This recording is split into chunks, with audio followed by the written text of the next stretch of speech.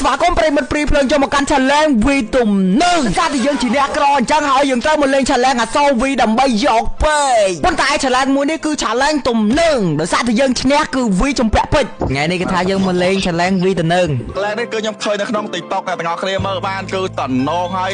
លយខ្លាំងមែនតើអ្នកទាំងអស់គ្នាហើយនៅថ្ងៃទី19ខាងមុខនេះគេថា event នេះគឺនឹងចាញ់មកអ្នកគ្នាអញ្ចឹងមកអ្នកគ្នាដឹងស្រាប់ពេជ្រនៅកន្លែងណាដែលមានតម្លៃធូរថ្លៃជាមួយនឹងសេវាកម្មដាក់ភ្លាមបានភ្លាមគឺអ្នកគ្នាកុំភ្លេចតាក់ទងទៅខាង PNT Ramen Store ចាំមកកូរ៉ាដាក់ page គាត់ឲ្យនៅខាងក្រោម comment ហើយដល់ពេលនេះគេចិត្តសិតតែនៅខ្ញុំស្គាល់ថ្ងៃកាតាបាញ់ពី3ចាំមកគេឆយបាញ់អឺអ្នកល្បីទៅចង់អស់ហើយមិនទឹកខ្ញុំភ័យ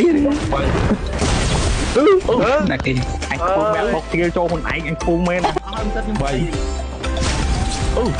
ណាគេបែបបុកទៀលចូលខ្លួនឯងអញពុំមែនណាបងអត់បាញ់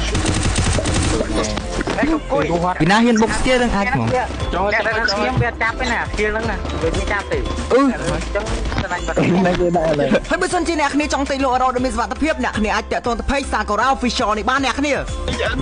ល់ឲ្យបាត់បាត់ហើយតជីវិតមិនទៀតអត់តបោះមកហី2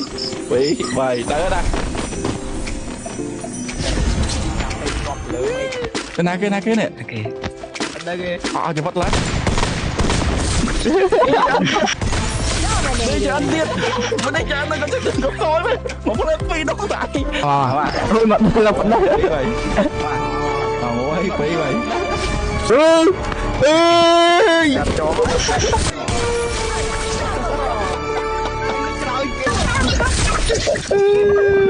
មិនអត់បនណាមិនទាំងមកផ្សាយទៅឲ្យធ្វើបនច្រើនណាកាលមកជុំ